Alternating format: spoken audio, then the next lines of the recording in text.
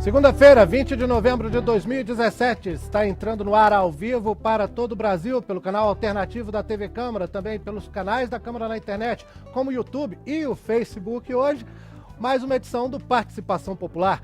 Eu sou Fabrício Rocha e o tema do programa de hoje é a prevenção do câncer de próstata, o Novembro Azul e também outras doenças masculinas. Por que os homens são tão resistentes a procurar auxílio médico? Quais são as dificuldades na prevenção de doenças como o câncer de próstata, que é a segunda principal causa de câncer de todo o país, contando entre homens e mulheres? Por que isso está acontecendo aqui no Brasil? O que causou o aumento da doença? Para discutir esse assunto com a gente, nós temos especialistas, o Guilherme Antônio Veloso Coaraci, que é médico e presidente da seccional do Distrito Federal da Sociedade Brasileira de Urologia. Isso mesmo, né, Guilherme? Isso aí.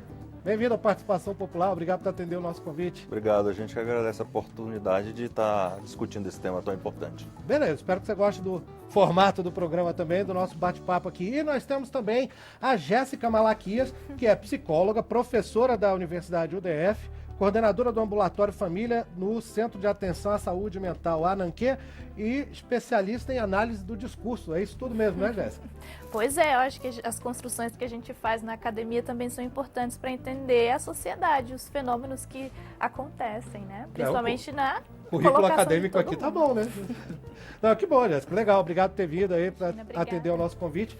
E como você sabe, o nome desse programa é Participação Popular, porque a gente conta com as suas opiniões, as suas perguntas, as suas dúvidas. Você pode ligar de graça de qualquer telefone fixo do Brasil para 0800 619 619. Você pode mandar para a gente um e-mail, o nosso endereço é participaçãopopular@câmara.leg.br. Tudo junto, uma palavra só, não tem cedilha, não tem acento, não tem tio.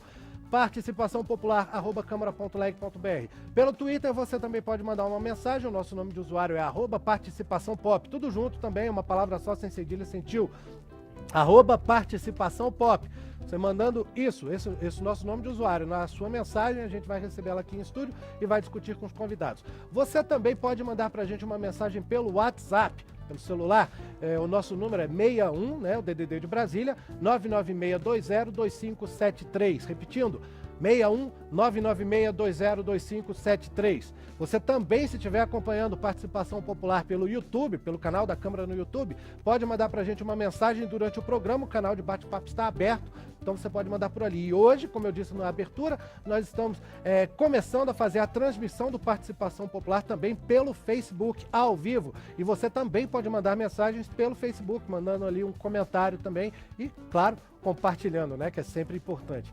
Além das suas opiniões, das suas perguntas, nós vamos ter também a participação de pessoas que estão passando pelo centro de Brasília agora, durante o programa, que vão falar com meu amigo Sandro Farias. Sandro? Olá, Fabrício. Você esqueceu das curtidas, as pessoas podem dar joinha também, que a gente vai gostar. Claro. De receber curtidas em casa, compartilhamentos, as pessoas comentando também. Por falar em pessoas comentando, Fabrício, a respeito desse tema nosso de hoje, né? Eu vou até fazer um depoimento em primeira pessoa. Apesar de não parecer, eu tenho 42 anos, muitas pessoas dizem que não me parece, e eu já fiz o exame né, que tenta detectar alterações da próstata 2 vezes, né? Há um tempo atrás, eu fui procurar saber informações a respeito, e as informações vigentes é de que a partir dos 40 anos, depois você confirma isso aí no estúdio com o pessoal, enfim, desejável que se faça anualmente. Já fiz 2 vezes, então estou em dia. Eu estou aqui com 2 entrevistados aqui na rua. O primeiro deles é o seu Joel, cujo sobrenome é Câmara. Ele fez questão de dizer, eu quero que diga mesmo que eu sou Joel Câmara, que ele tem o maior orgulho do sobrenome. Então, tá super combinando aqui com a gente na TV Câmara. Seu Joel, ele tem 85 anos já, Fabrício. E aí eu começo perguntando, seu Joel, o senhor acha importante o homem, assim como a mulher, fazer exames preventivos e estar sempre indo ao médico? Sem dúvida alguma, prevenir é melhor do que remediar. E no momento que o governo se empenha, através do Ministério da Saúde, Secretaria de Saúde, no sentido de prevenir essa doença que ceifa a vida de milhões de criaturas no mundo, lógico que é importantíssima essa campanha. O senhor costuma ir ao médico com frequência? Costumo, embora não sinta nada, inclusive tenha energia para dançar até 5 horas por noite, se eu estou com saúde, tem que preservar, né?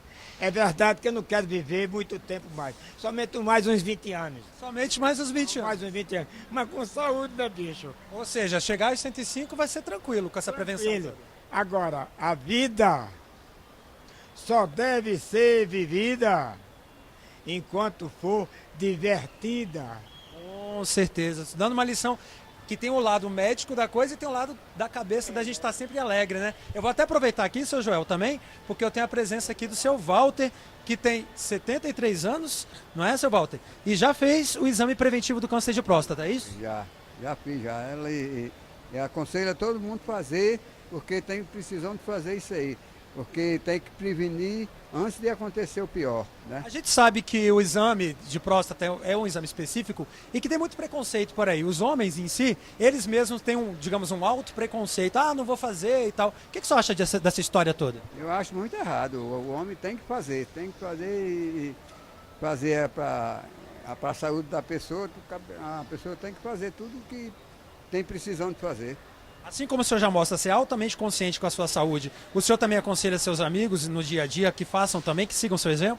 Aconselho que façam também, façam os exames que é necessário para fazer o exame da próstata. Tá certo. Então, você vê que eu já trouxe 2 exemplos aqui, um de 73 anos e um de 85, estão plenamente saudáveis. Por quê? Porque previnem, né, Fabrício? Valeu, Sandro. Obrigado por ter trazido aí, então, as participações do seu Joel Câmara e do Walter também. E vamos nós começar, antes de nós começarmos o bate-papo, eu quero mandar um abraço especial para as jornalistas Bia Tarran e Martinha Ferreira, daqui de Brasília, que estão comemorando aniversário nesse dia 20 de novembro. No dia 21, amanhã, terça-feira, também é aniversário do doutor Flávio Eduardo Rocha de Souza, lá do Colorado. Meu irmão, um abração para ele, né? Tem que mandar um abraço. E no dia 19, domingo, 19 de novembro, foi aniversário também do Carlos Augusto Vaz, daqui de Brasília, Distrito Federal. Um abração para eles. Esse dia 20, além de ser o Dia da Consciência Negra, uma data importante em que se deve pensar também sobre o racismo, sobre o preconceito, tudo isso que a gente ainda vive, sim, no cotidiano aqui no Brasil, também é aniversário das cidades na Bahia de Anguera, São Paulo, Auriflama e em Mato Grosso, Ponte Branca. Um abração a todos os moradores dessas cidades, espero que estejam acompanhando esta edição do Participação Popular, em que nós estamos discutindo o Novembro Azul e as doenças masculinas. Eu tenho informação da direção do programa de que nós estamos entrando no canal principal. Já estamos no ar no canal principal? Não, daqui a pouco. Daqui a pouco a gente vai entrar no ar também no canal principal da TV Câmara. Né? Já foi? Já estamos no ar.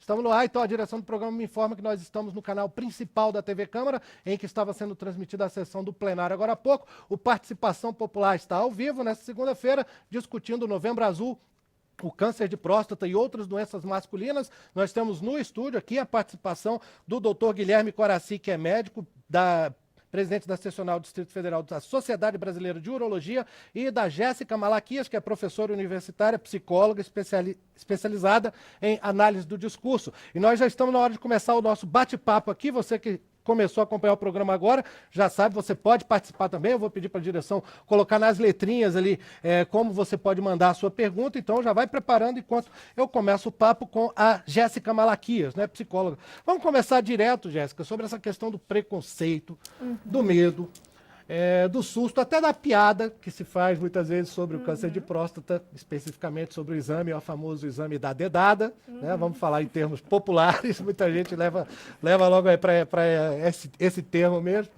E por que isso causa tanta resistência no público masculino? Na sua visão de psicóloga, o que acontece, o que faz com que os homens se constranjam tanto com essas questões de saúde?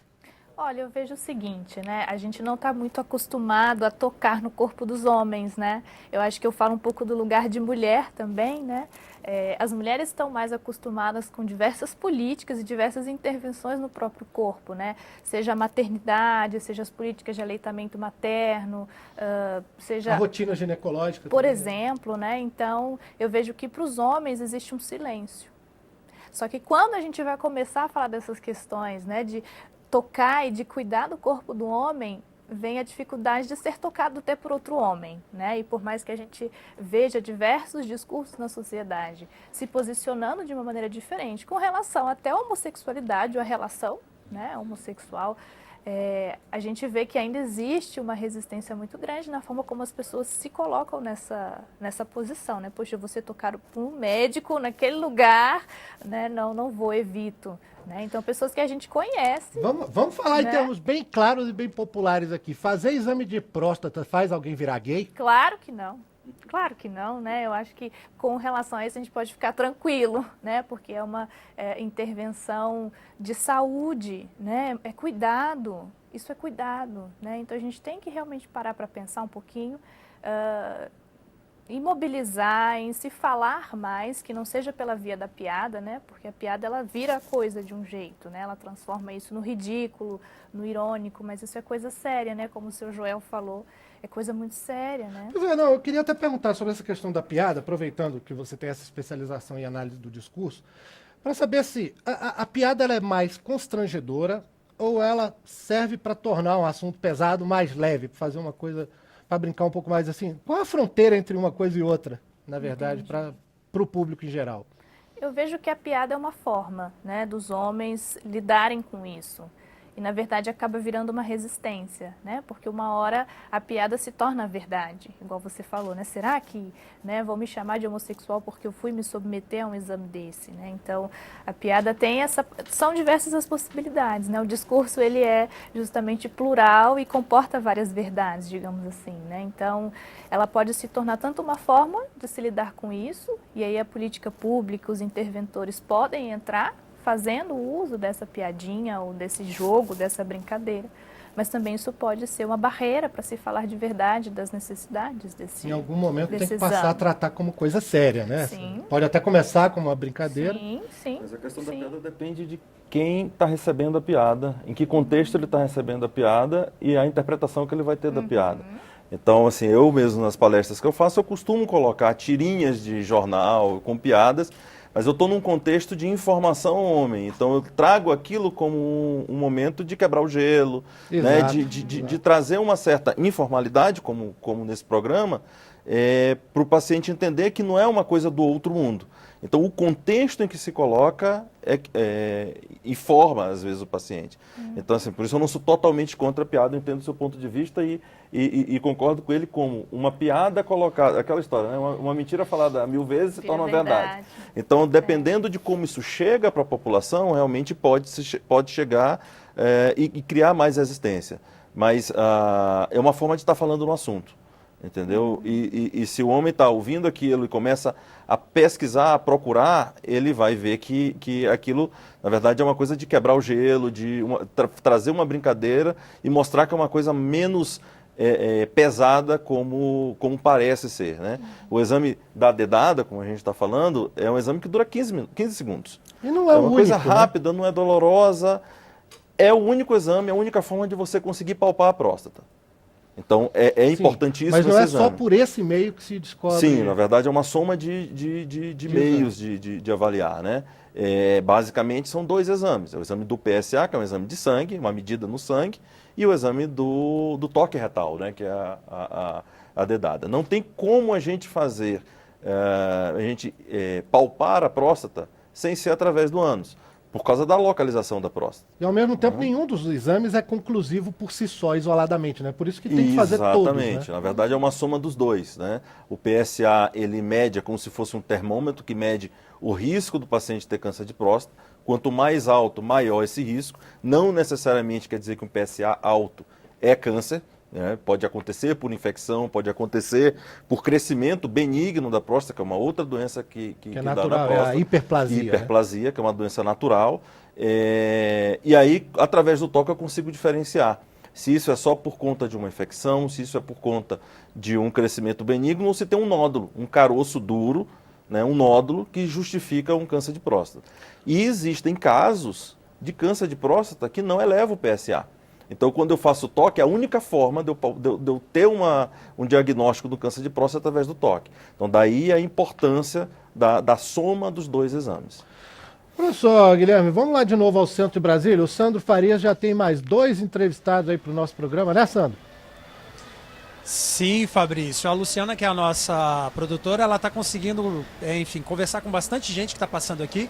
E a gente está sempre buscando pessoas que são público-alvo, né, do programa, do assunto que a gente está discutindo no programa hoje. E parece que eu estou assim numa espécie de um canteiro de obras, porque eu estou com o supervisor de obras e estou com o operador de máquinas, aqui é o domínio da engenharia. São dois homens que têm mais do que a idade, né, recomendável para começar a fazer o exame. O Cláudio, por exemplo, tem 56 anos, Fabrício. Ele é supervisor de obras. Cláudio, você já fez o exame preventivo de câncer de próstata? Sim, a partir dos 40, né, regularmente, anualmente, né?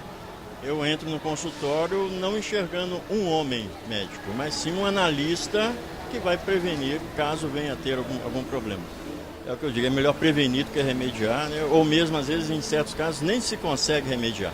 Então, eu tiro fora aquela questão do preconceito, vejo o médico, o analista, e deixo ele fazer o diagnóstico, e graças a Deus está indo tudo bem. Ou seja, se você já faz desde os 40, há mais de 15 anos você vem fazendo essa prevenção. Anualmente, exato, anualmente. No seu ciclo de amizade, amigos, parentes, você sente que o preconceito em relação a esse exame tem diminuído ou não? Diminui.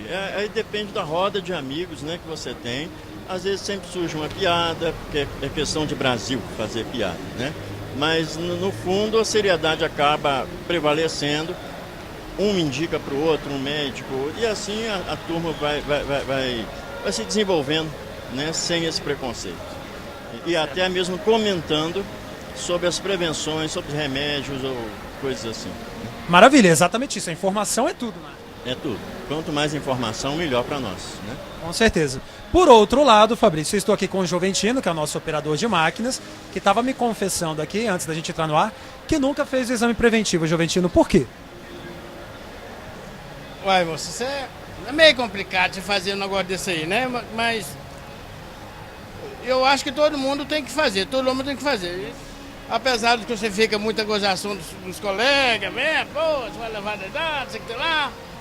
Mas você deve largar a vergonha de lado e fazer. Eu sei que eu vou ter, minha idade está meio avançada, mas eu vou fazer. Quebrar esse preconceito, né, Joventino? Vou quebrar esse preconceito.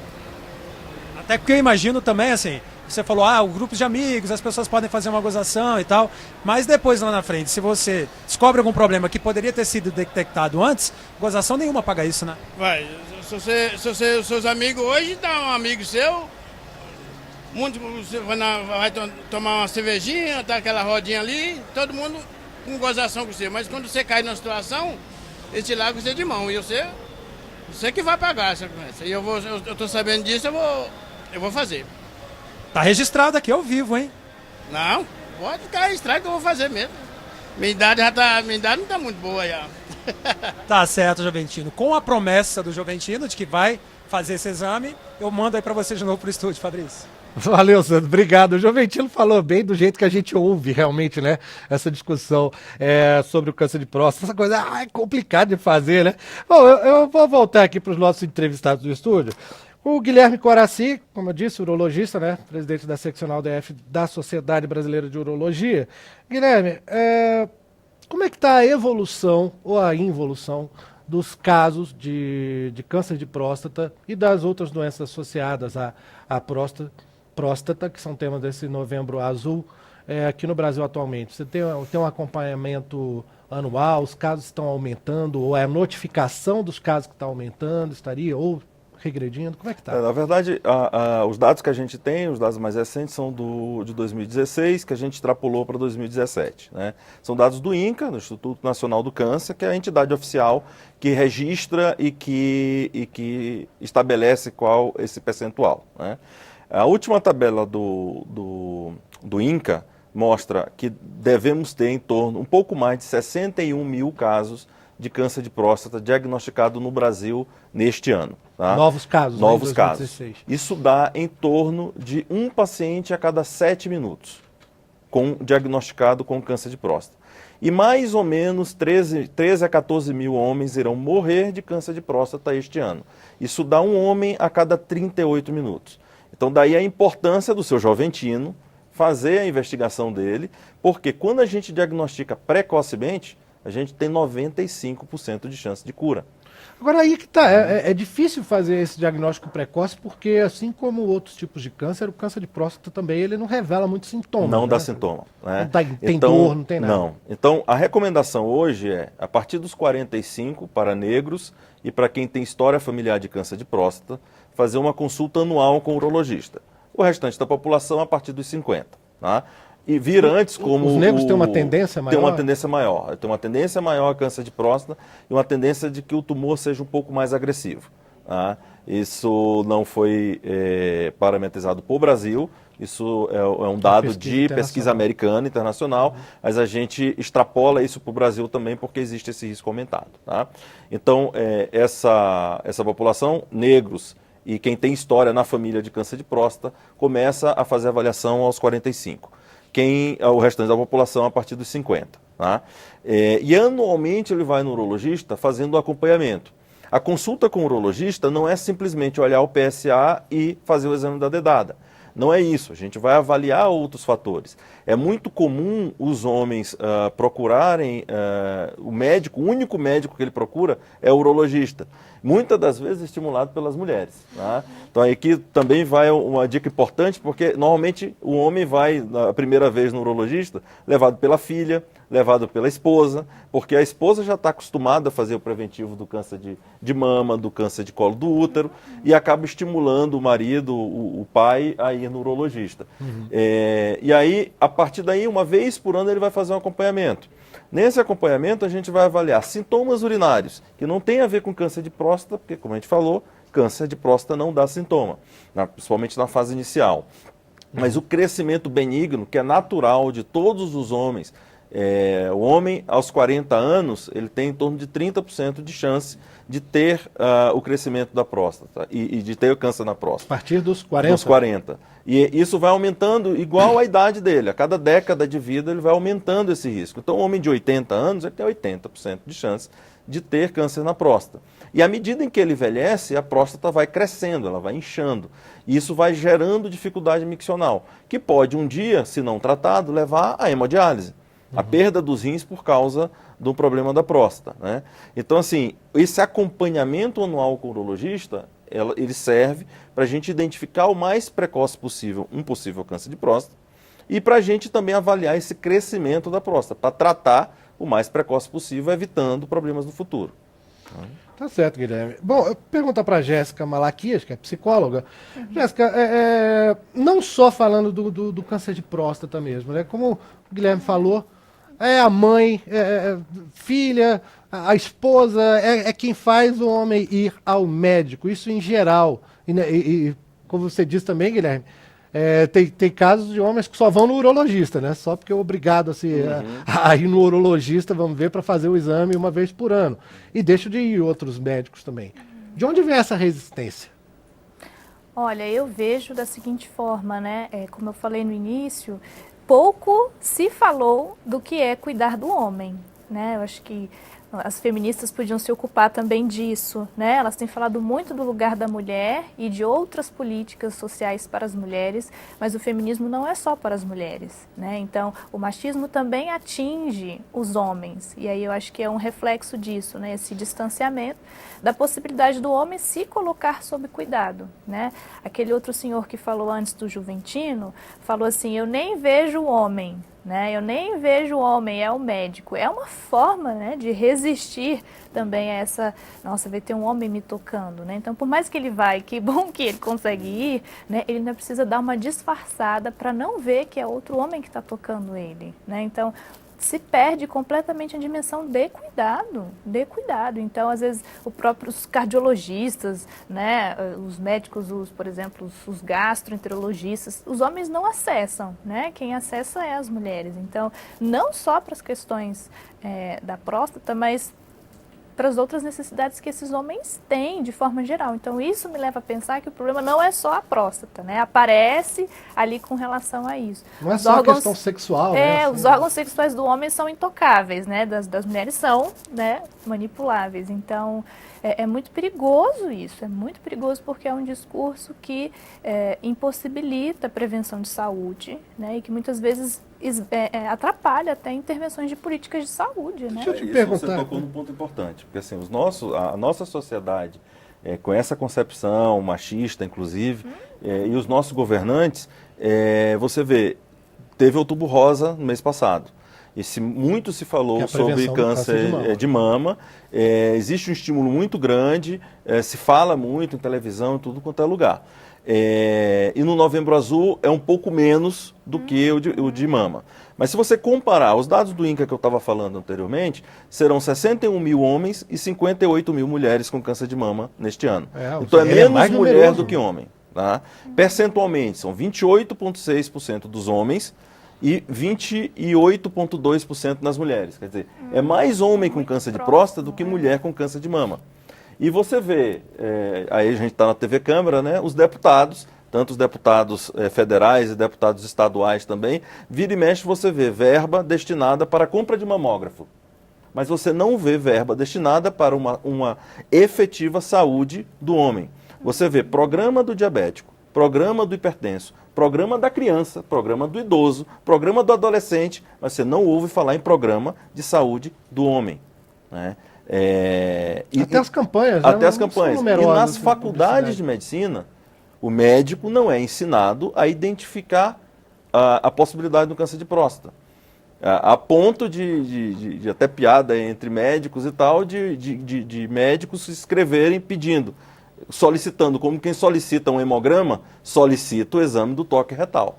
Então, assim, o exame do toque retal faz parte do exame médico, do exame físico, nos homens que têm que estão na faixa etária de risco do câncer de próstata. Então, se houvesse uma política de saúde do homem, os clínicos do posto de saúde, o médico de atenção básica à saúde, poderia estar fazendo esse rastreamento com mais efetividade, o homem seria avaliado mais cedo, diminuindo drasticamente a quantidade de pacientes com câncer de próstata. Bom, tem informação da direção do programa que nós temos no telefone o deputado Jorge Silva, que é médico urologista do PHS do Espírito Santo. Está ouvindo bem a gente aí, deputado?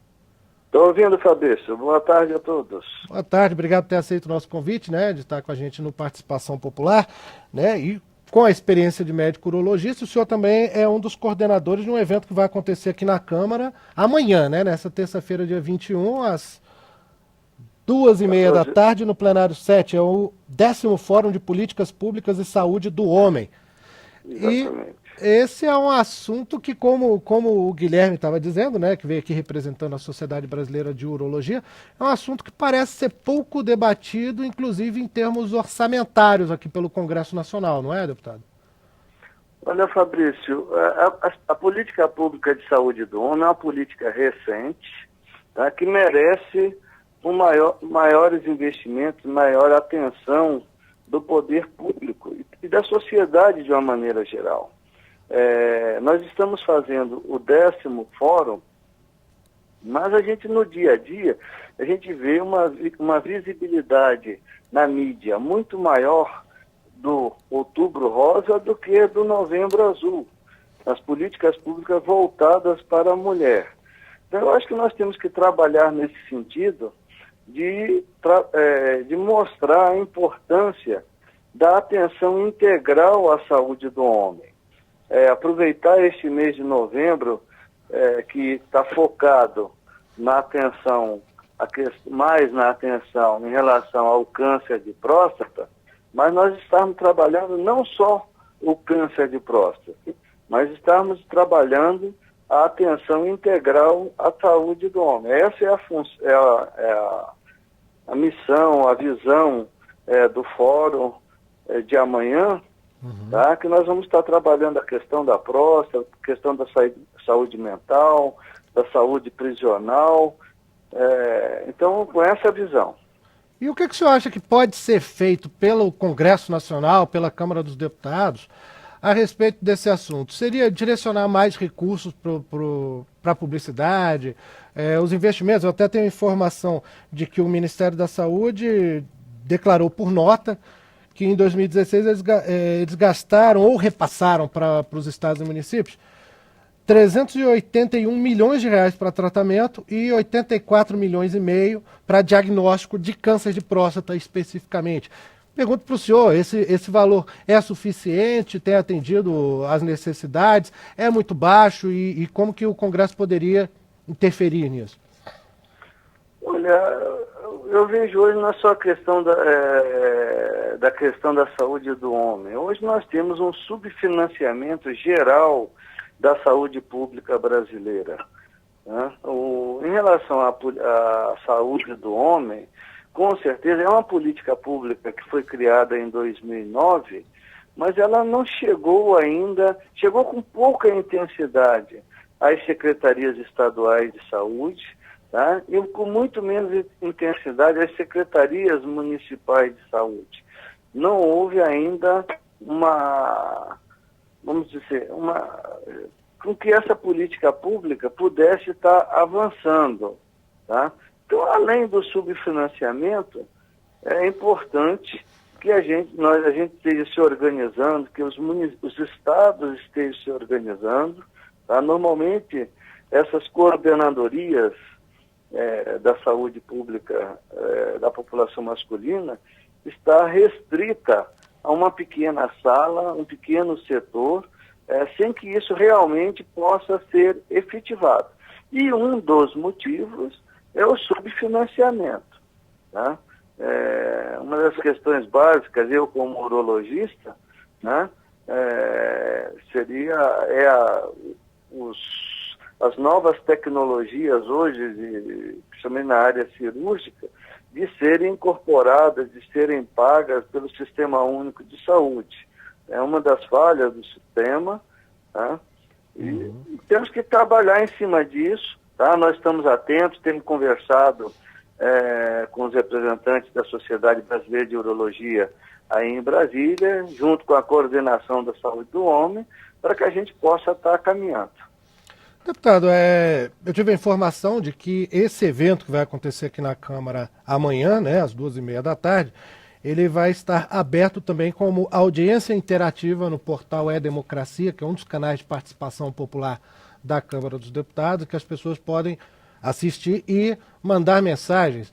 Eu queria que o senhor explicasse um pouquinho assim, o que é que vai ser feito com essas mensagens, qual a importância das pessoas participarem, a utilidade que pode ter a participação das pessoas nesse evento.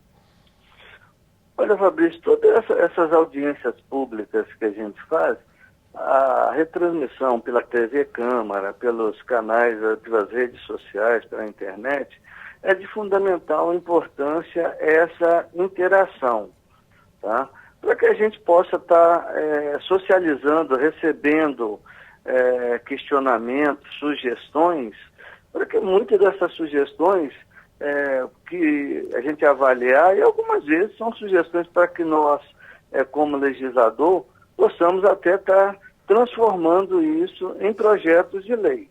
Então, hoje, com essa interatividade, com essa maneira de se comunicar, vamos dizer, online com a população, acho que essa participação é extremamente importante.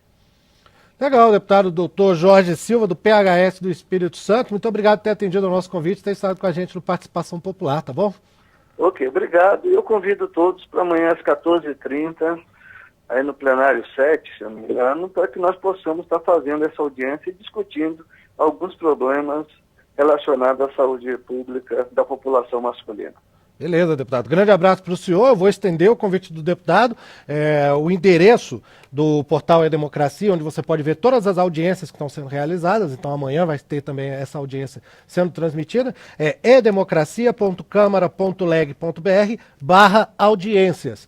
edemocracia.câmara.leg.br/audiências. Então, você pode participar, todo mundo que estiver acompanhando o Participação Popular e mandando mensagem pra gente, né? Estão chegando algumas mensagens aqui. O Fábio Costa, por exemplo, do Rio de Janeiro, do bairro Vila Militar, ele diz: agradeço ao doutor Guilherme, pois ele esclareceu minha dúvida sobre a idade, que sempre ouvi dizer que era de 40. Obrigado, doutor. Eu acho que ele está comemorando aqui, ele deve estar fazendo 40 anos, ô Guilherme. Ô, Fábio, eu também estou quase fazendo 40 anos agora aqui, cara, mas peraí, não escapa não, tá? Você vai ter que fazer o exame também. Mais cedo ou mais tarde vai ter que fazer. Todos nós vamos ter que fazer. O Giovanni Montim Rabelo, pelo Facebook, comentou: meu exame eu fiz no ano passado, já marquei para janeiro que vem. Tá aí o Giovanni tomando cuidado, né? Que deve ser tomado. O Wellington da Costa Santos, de Teresina, Piauí, que está sempre com a gente no Participação Popular, né, ele trouxe uma pergunta: quais os principais sintomas para diagnosticar um sintoma de câncer de próstata? Tenho 42 anos, já fiz o PSA. Já a gente vai responder, Wellington. E o Fábio Costa mesmo, né, também tinha mandado já mensagem, ele lá do Rio de Janeiro, falou: eu tenho 39 anos, já fiz meu exame PSA, mesmo ouvindo que só precisaria ir com 40 anos. Pelo menos um dos exames ele já está adiantando, né? E, enfim, tem outras perguntas chegando também, mas vamos ao centro de Brasília, porque o Sandro Farias estava chamando a gente. Diga lá, Sandro. Pois é, Fabrício, sobre essa participação aí do internauta, eu também, até o repórter acabou sendo esclarecido, né? Porque eu também, a partir dos 40 anos, conforme eu falei no início do programa, já estava fazendo. E vocês aí dentro do estúdio chamaram a atenção agora há pouco da importância da participação da mulher, né? Na família, seja da esposa, seja da filha, ou seja da mãe. Eu tô aqui com a Sabrina, que é enfermeira, e estava me contando que na família dela, apesar de a família dela ser bastante instruída sobre o assunto, você já teve que fazer uma pressãozinha, né, Sabrina? Na verdade, primeiro eu queria desejar boa tarde a todos, dizer que, infelizmente, esse preconceito ainda existe.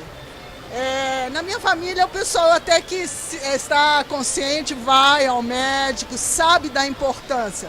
Existe uma importância muito importante, porque o câncer de próstata é muito triste, na verdade. Por causa da infertilidade, de vários fatores, e um câncer sempre é um câncer, e tudo que a gente pode,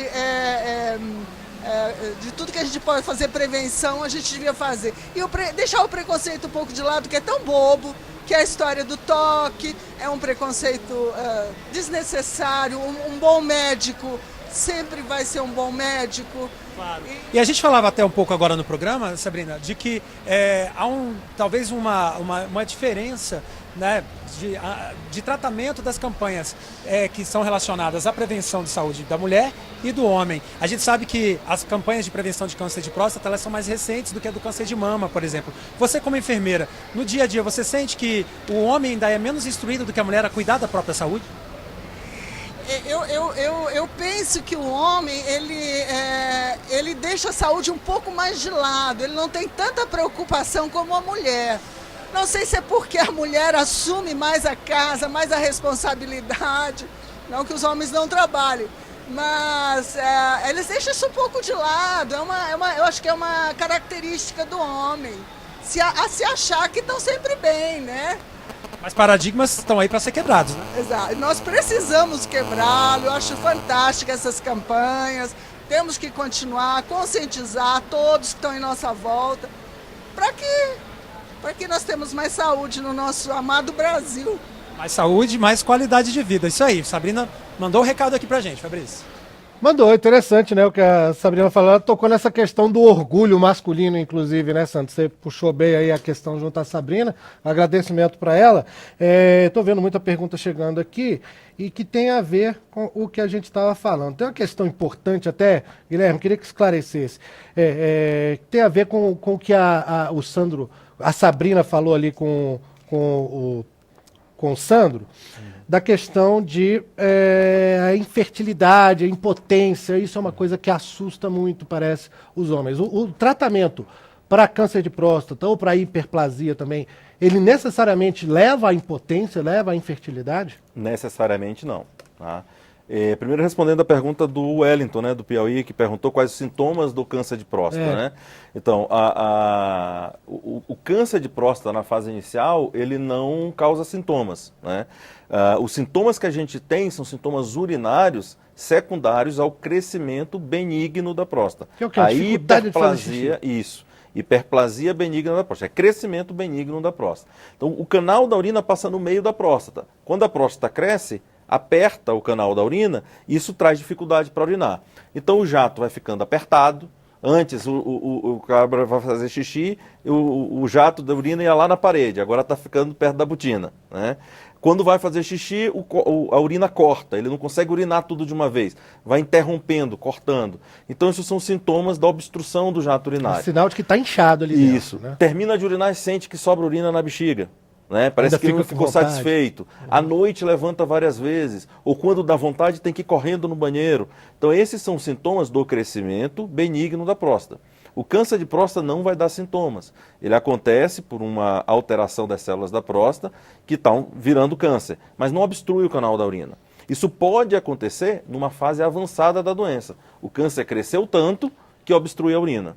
Ou ele cresceu, se espalhou, que a gente chama de metástase, espalhou para o osso, gerou um tumor secundário, uma metástase no osso, e o homem começa a ter dor óssea. E quando então, tem um esses xixi são com sintomas. sangue, isso também é um sintoma, Pode né? ser um sintoma da doença benigna, pelo crescimento, que forma varizes na próstata, e pode ser sintoma de uma doença, de um câncer de próstata avançado. Então, sangue na urina precisa ser avaliado. Para quem fuma, câncer de bexiga também é uma possibilidade quando você tem sangue na urina. Tá? Então, assim, esses são sintomas que podem acontecer, é mais comum acontecer na doença benigna do que no câncer. Por isso que a gente pede o acompanhamento anual para a gente, se a gente for esperar sintoma, a doença já está avançada, não dá para tratar. Né? A segunda pergunta que é a questão da impotência. Né? Primeiro vamos separar um pouquinho o conceito. Impotência não é a mesma coisa que infertilidade. Infertilidade é a incapacidade de ter filhos. Tá? Então tem a ver com o espermatozoide, produção de espermatozoide, vamos dizer assim. Né? E impotência é a dificuldade de ter ereção e não conseguir ter uma relação sexual. Tá? Quando a gente diagnostica um câncer de próstata numa fase inicial, esse paciente ele pode ser submetido ao tratamento cirúrgico, que é a remoção de toda a próstata. Tá? E uma das consequências que pode acontecer com a cirurgia é a impotência, porque tem nervos que passam do lado da próstata que podem ser lesados durante a cirurgia e em torno de metade dos homens que operam da próstata pode ter algum grau de impotência. Mas é importante que os homens não tenham medo disso, porque a gente tem forma de tratar essa impotência. Seja com comprimido, né? Depois da cirurgia dá para a pessoa ainda retomar. A gente consegue retornar esse homem à vida sexual. Em quanto tempo, mais ou menos? No máximo em um ano e meio depois da cirurgia. Porque a grande maioria, logo depois da cirurgia, como está em cicatrização a próstata, depois da retirada da próstata, o homem ainda tem uma certa dificuldade de potência. Isso vai melhorando na maioria dos homens no primeiro mês, 2 meses. Uma pequena parcela, em torno de 30%, 40%, vai precisar de comprimido, ou de injeção, ou de uma prótese para voltar a ter vida sexual. Mas isso pelo resto da vida? Ou sim, por um período só? Às vezes por um período só. Mas a mensagem importante é essa, a gente consegue fazer com que o homem volte a ter vida sexual. Tá? Outro problema que se fala pouco em relação à cirurgia é a incontinência urinária, é a dificuldade de segurar a urina. Né? A grande maioria dos homens, 90% dos homens ficam secos após a cirurgia. Uma pequena parcela pode ficar com incontinência, necessitando de fralda. Então esse é um outro medo que os homens têm também da cirurgia. Qual percentual, mais ou menos? Quantos? 2 a 5%. De cada 100, 2 a 5 pacientes pode ficar necessitando de fralda. Tá? E para esses pacientes, pouco, né? É pouco. E para esses pacientes a gente tem a possibilidade de fazer uma cirurgia para colocar um esfíncter que segura a urina. Tá? E hoje já é liberado pelo SUS. Então, assim, a prótese peniana para voltar a ter vida sexual e a prótese para segurar a urina, no caso de uma consequência da cirurgia, os dois são cobertos por plano de saúde e pelo SUS. Então, o homem não precisa ter medo dessas consequências após a cirurgia. Tá? Agora, isso é câncer de próstata. Bom, questão da fertilidade não... Fertilidade afeta. O câncer de próstata, eu tiro a próstata. Aí você pergunta, por que afeta a fertilidade? Porque a próstata produz o líquido, o sêmen, que é o que leva os espermatozoides. Então, sem próstata, você não consegue ter filhos por via natural. Né? Só por inseminação artificial, porque o espermatozoide está lá no testículo. Isso meio que responde a pergunta do João Batista de Sobradinho, eu não sei se Sobradinho do Distrito Federal ou da Bahia. Né? Tem como remover a próstata, como se faz com o útero? Nós não temos aparelho sofisticado de ultrassonografia capaz de ver a próstata? Acho que ele também está preocupado com o exame do toque. Ele está preocupado com o exame do toque. A gente tem ultrassom e a gente tem ressonância para ver a próstata, mas não existe nenhum exame mágico que sinta a textura da próstata. E para eu sentir se tem um nódulo, um caroço duro na próstata ou não, só tocando, não tem jeito. O de imagem também não é conclusivo, né? Não é conclusivo, né? Se você está com a garganta inflamada, eu tenho que olhar a sua garganta, eu tenho que examinar a sua garganta. Se você tem um coração que está falhando, eu tenho que examinar o seu coração, eu tenho um estetoscópio para ouvir se o coração está falhando ou não. Agora, para a próstata, a forma da gente examinar é através do exame do toque. É a única forma, não tem como. Né? E a doença benigna, o crescimento benigno da próstata, geralmente você faz uma cirurgia para tirar, ou você pode tratar com remédio, ou você faz uma cirurgia para tirar só o miolo da próstata. Então você não altera nervo, você não tem problema de impotência. Tá? E a fertilidade fica preservada Isso também. no caso da hiperplasia. Da hiperplasia, do crescimento benigno. Ou seja, nem tudo está perdido, Nem né? tudo está pode perdido. ser isso. Vamos de novo ao centro de Brasília. Sandro Farias. Então, já conversei aqui durante o programa, né, Fabrício, com homens que têm indicação de fazer o exame do toque retal pela idade. Já conversei com uma enfermeira que, né, já aconselhou a sua família a fazer o exame, os seus familiares do sexo masculino. E agora eu estou aqui com a dona Iraides, que é auxiliar administrativa, que infelizmente já perdeu um parente por causa de câncer de próstata, né? Exatamente. E é muito difícil ver um parente ser um membro da sua família se desfazendo assim aos poucos, né? Morrendo aos poucos. Tem quanto tempo, dona Iraides? Tem uns 3 anos mais ou menos, nessa faixa de idade, 2, 3 anos. Quer dizer, a gente vê isso aí na família, a gente sofre com isso. O que era? Meu cunhado. E aí a senhora acha que ele descobriu tarde demais? Tarde demais, porque quando ele começou a cuidar, já o câncer estava enraizado, né? Quer dizer, não teve mais solução. A senhora acha que o caso dele, né, que obviamente deve ter impactado a família toda, isso fez com que os outros homens da família ficassem pelo menos um pouco mais alerta? Eles ficam sempre mais assim, atentos, né? Porque agora toma a precaução, né, de querer procurar o médico, essas coisas assim, né? E a gente tem que voltar a tirar esse preconceito do homem, né? De ter medo de médico, porque médico não é bicho. A senhora acha que o homem ainda é muito preconceituoso? Muito preconceituoso. Isso aí não resta a menor dúvida, porque eles têm um preconceito tão grande com o médico, que isso aqui... que o exame é isso, que aquilo... Não, tem que fazer. Todo homem tem que fazer. Assim como todas as mulheres fazem também a sua prevenção. Elas fazem. A maioria faz, né? Assim, aquelas que não fazem é porque não tem condição. Não tem oportunidade também. Muitas se queixam que não tem médico, isso e aquilo, né? Mas a mulher tem mais coragem. Na época, os médicos que atenderam o seu cunhado disseram que se ele tivesse feito o exame antes, teria evitado até o falecimento dele? Exatamente.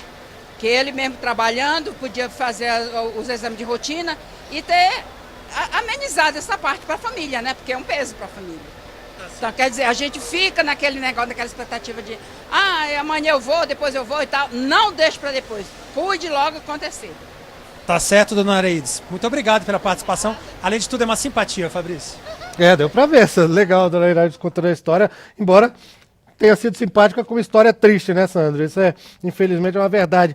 E tem um assunto aí que tá pipocando que eu queria perguntar pra Jéssica, que é psicóloga, né? Jéssica, falando em termos simples outra vez, o medo principal do homem para fazer esse exame é gostar da dedada ou é essa questão da impotência? O que será que pesa mais? Será que isso talvez torne mais difícil ainda encarar o problema do câncer de próstata? Eu acho que tomando até o exemplo do que a gente viu, né, os homens falando aqui, vai ver o receio maior deles de se submeter, na verdade, né, de se submeter e de alguma forma virar motivo de piada, né? Então, na roda dos amigos, né, que alguém falou, tem a cervejinha e tal, você falar que vai fazer o exame, o que fez, né, é motivo de ser chacoteado, de ser sacaneado, digamos assim. E também, né? tem aquela questão assim, de descobrir que está doente, né? Parece que tem gente que foge. O meu pai, por exemplo, é assim. Ele não vai em médico porque ele tem medo de descobrir que está com alguma coisa. E aí, nesse sentido, me faz pensar que, de fato, é a impotência, né? No sentido não só da ereção, né? Na realidade material daquele corpo, né? Mas não funciono mais, né? Coisa eu não posso fazer mais tem nada. que tomar um remédio, tem que fazer uma cirurgia, tem que me submeter ao cuidado, né? Tem que ter uma mulher cuidando de mim. Então, a impotência, ela aparece como esse significado, mas o sentido da impotência se espalha para diversos aspectos, não só não ter mais uma ereção ou ficar infértil, digamos assim, mas porque o sujeito passa a ser passivo, né? Essa senhora falou assim, as mulheres têm mais coragem, né?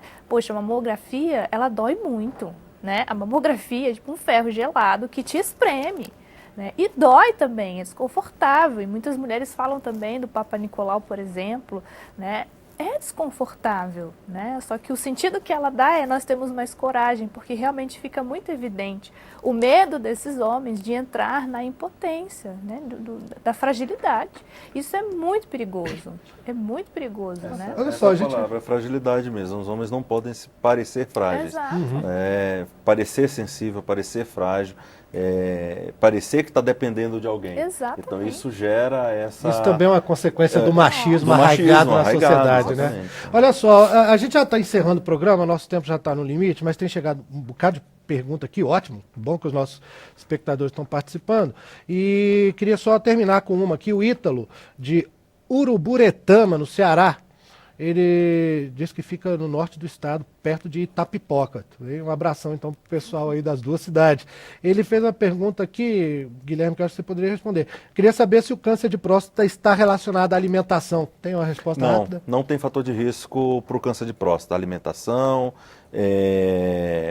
uma coisa que perguntam muito, fazer muito sexo ou não fazer sexo, fazer pouco sexo. Andar de bicicleta, andar de cavalo. bicicleta, não. Nada disso gera câncer de próstata. Alimentação inadequada gera vários tipos de câncer. Gordura animal em excesso, a nossa alimentação baseada em carne vermelha e tudo, isso aumenta o risco de câncer. É tanto que, exemplo, em geral, o oriental, por exemplo, tem muito menos câncer de próstata, câncer de intestino, do que o ocidental, por exemplo, que é a comida baseada em peixe, arroz e tal, né?